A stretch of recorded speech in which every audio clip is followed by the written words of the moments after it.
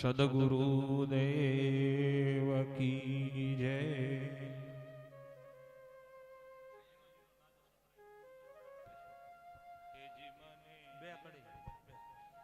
બોલો સદગુરુદેવની જય. હેજી મને ઝીણો ઝીણો નાદ સાંભળાય, ગુરુજી મારા આવે છે. હેજી મને ઝીણો ઝીણો નાદ સાંભળાય.